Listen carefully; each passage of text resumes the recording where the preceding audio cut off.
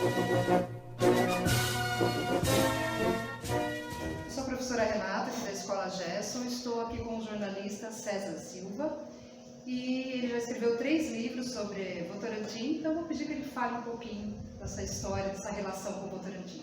Gente, uma história bonita. Nasci aqui na cidade, convivi com Vila Operária, estudei em Vila Operária, por aqui que os meus pais se conheceram, casaram também em Vila Operária, então a minha relação é muito grande. Nascido mesmo em Votorantim.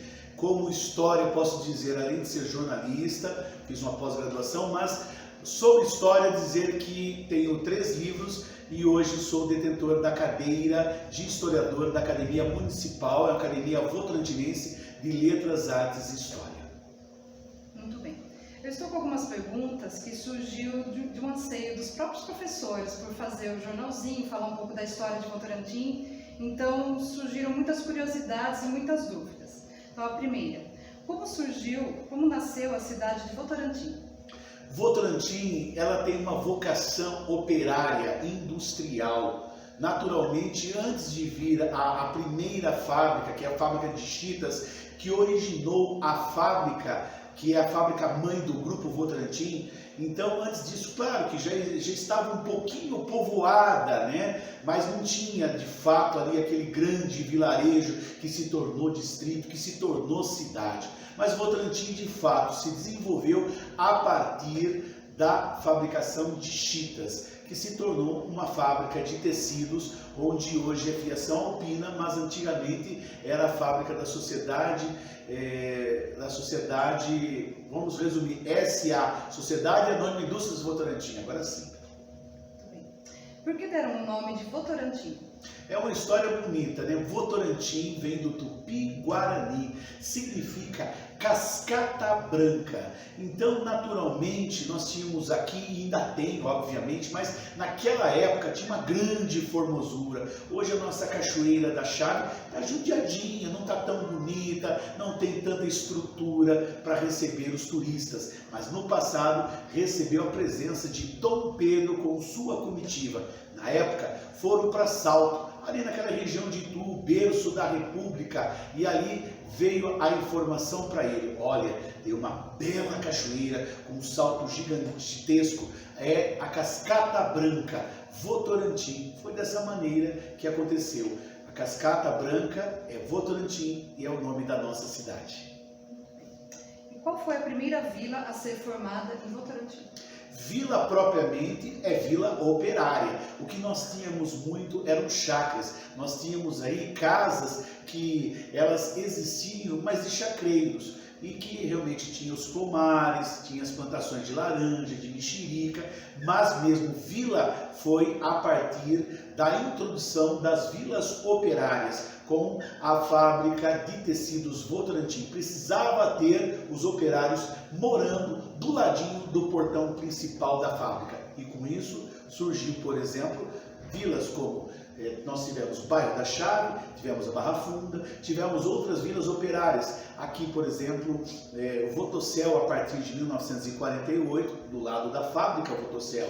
E também em Santa Helena, quando tivemos, a partir de 1936, o início das operações da fábrica cimenteira Santa Helena. Com isso nós tivemos Vila Baltar, tivemos Santa Helena, Vila Olímpia, Fazenda São Francisco e Vila da Laite. Muito bem.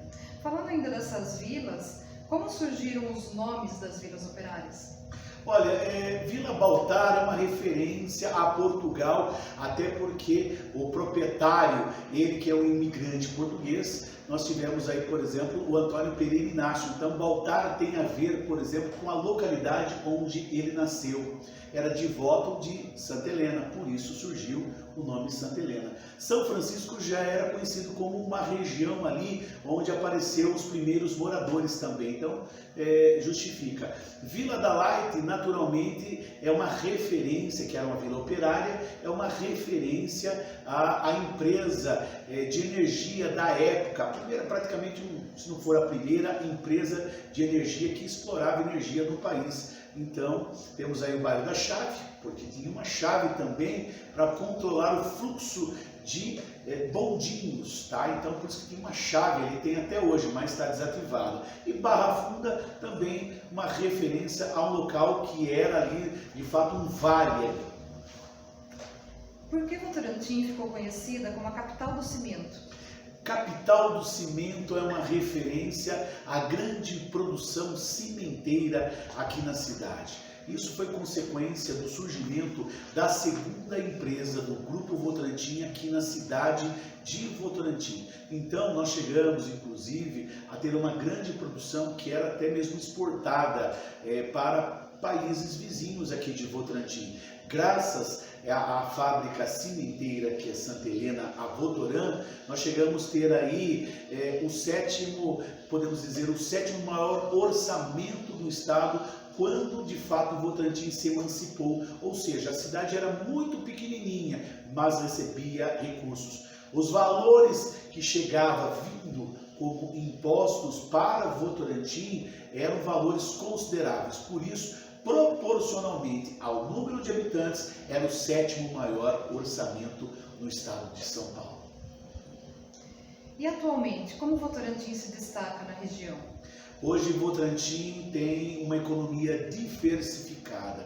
Hoje nós não somos reféns somente da indústria, ou seja, ficar só esperando das vendas da indústria. Então hoje a cidade ela tem o seu potencial, podemos analisar o industrial, a prestação de serviços, e nós temos também aí o comércio, que é muito forte também, ali na divisa com o Shopping Iguatemi Esplanada, que é um dos maiores complexos comerciais no estado de São Paulo, e temos também hoje o reforço aí de vários condomínios de médio e grande porte, entre eles Alphaville, que é uma marca considerável em todo o país.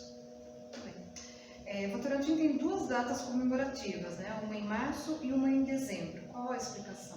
A explicação é até importante nós fazermos essa reflexão. Nos anos 60 era normal, começou já nos anos 50, havia uma grande quantidade de emancipação de distritos, ou seja, eram bairros que se tornavam distritos, queriam se emancipar de cidade. Votorantim foi o caso. Era vilarejo, ganhou status de distrito e queria se emancipar de Sorocaba. Conseguiu. E aí, naquela época, como tinha muitas emancipações, nós tínhamos também no calendário nacional muitos feriados. Então, naquela época, como a data seria 1º de dezembro, a comemorar o aniversário, que é a data do plebiscito, é quando a população foi às urnas para determinar se queria se emancipar de Sorocaba, foi no dia 1º de dezembro. Imagine criar mais um feriado na época, nos anos 60, né, um feriado municipal. Então existia uma recomendação do governo federal que nas datas que surgissem as emancipações, procurasse o feriado federal nacional mais próximo. Por isso que Votorantim trabalhou dessa maneira. 1º de dezembro foi a emancipação. Feriado mais próximo foi 8 de dezembro. E aí a Câmara, na época, a Câmara de Vereadores, visualizou e criou uma Semana da Emancipação que começa no dia 1 e termina no dia 8. O estranho é que é uma semana de 8 dias, só aqui em Votorantim. Já 27 de março de 1965, a emancipação foi em 63. Veja bem, 1º de dezembro de 1963. 27 de março de 65 é a instalação do município. Quer dizer o quê? Nós nos emancipamos, mas tivemos que nos preparar para atender às normas do Estado, para poder fazer eleição municipal, mas dia 27 de março foi quando, de fato, Votorantim teve, de fato, a posse do seu primeiro prefeito, do primeiro vice. Na época, o vice também tinha que votar independente do prefeito, e da primeira Câmara de Vereadores. Ou seja, 27 de março foi quando nós tivemos vida autônoma, tivemos a prefeitura se abrindo aos interesses do cidadão. Falamos dos bairros operários, agora falando de um bairro mais novo, Mirante dos Ovens. Por que esse nome?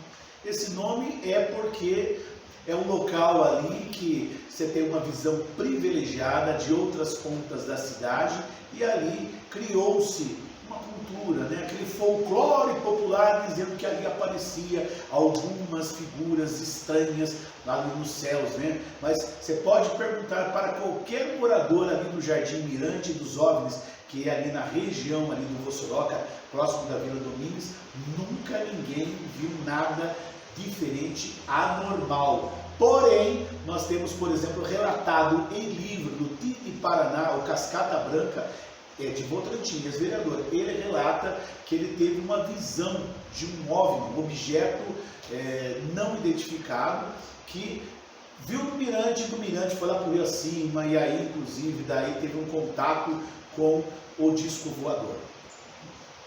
Tem imigrantes específicos na cidade?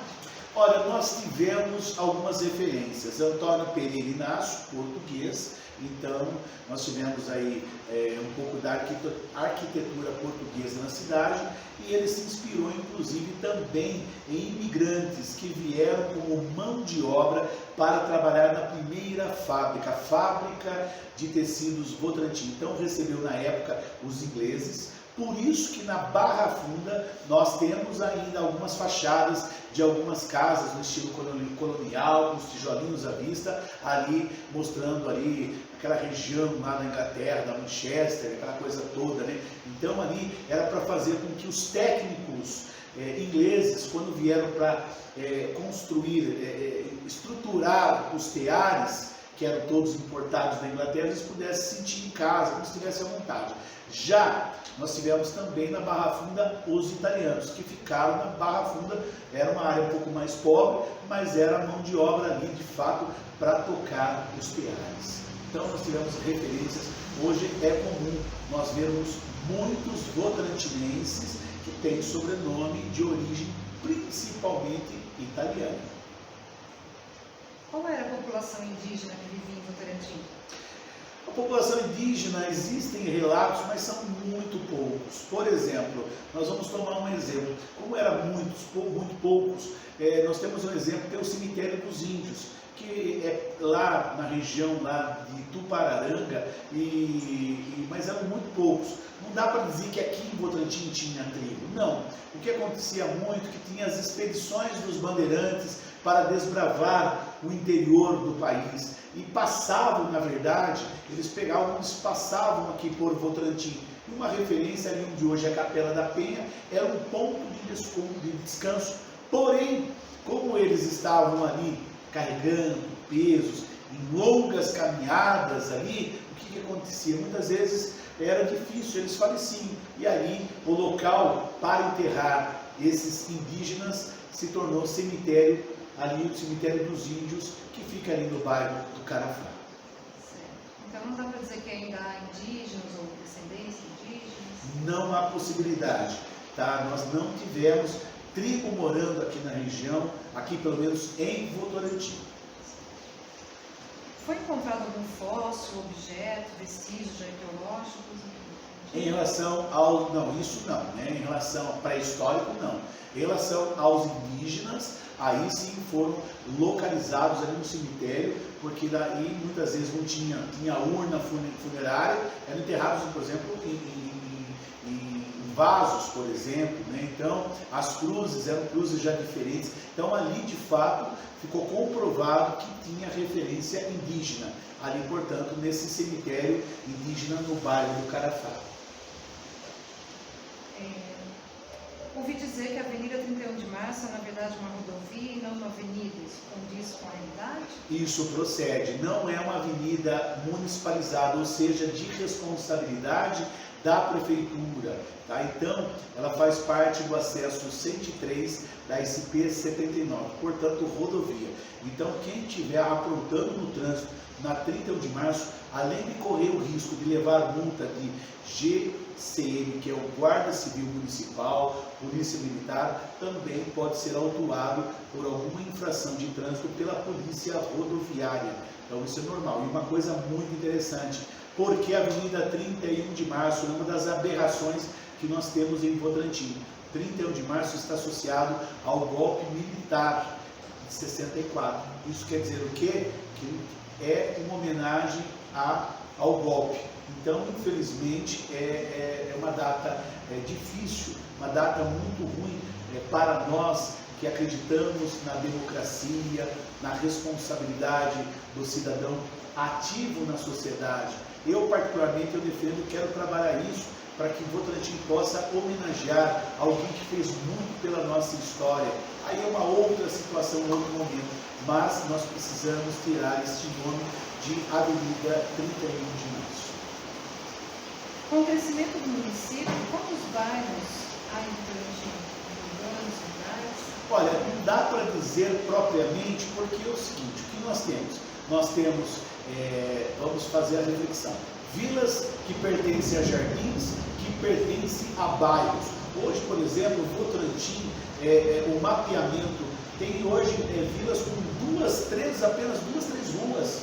Então, isso causa um certo desconforto, né? Porque, veja bem, imagine, era uma chácara que criou-se o arruamento, que foi picado em lotes, né? Então, o resultado, duas, três ruas já denominou uma vila, um jardim ou um bairro. Então, nós temos de fato uma boa quantidade, mas não dá para dizer que são todos bairros, tá? Então, isso devia ser também repensado.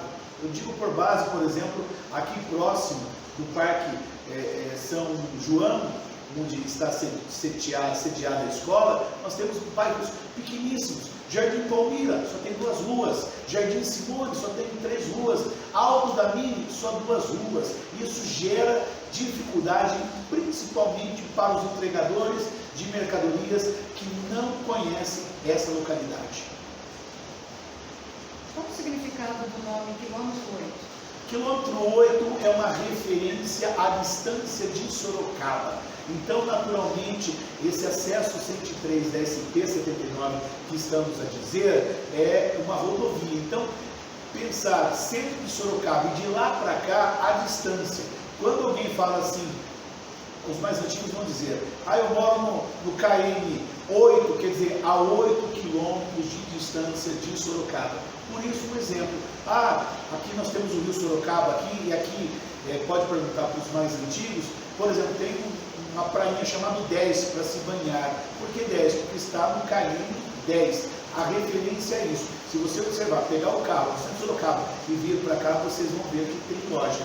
KM6, KM8, KM10. Antigamente, quando a rodovia não era duplicada, mas era uma pista única, claro, no sentido duplo, existiam as placas apontando KM6, KM8, e também por que existia? Porque a pessoa falava, olha, eu moro às margens da rodovia, eu moro lá no KM6. Porque, por exemplo, eu sempre morei no Bandeirantes. Naquela época lá, a gente fazia a referência dos KMs. Por quê? Porque ali, o Bandeirantes, na verdade, toda essa região era chamada de Itapeva. Além de existir o Itapeva aqui, que todos nós sabemos onde é. Mas agora imagine que lá perto do Bandeirantes também era conhecido como Itapeva. Por isso, para não se perder, KM6, KM8 ficava mais fácil para se localizar. Muito bem, então encerramos aqui. Agradeço muito ao César Silva, a disposição em vir nos atender prontamente. E foi muito bom. Muito obrigada. Eu que agradeço. Um abraço para todos que acompanharam. Felicidades.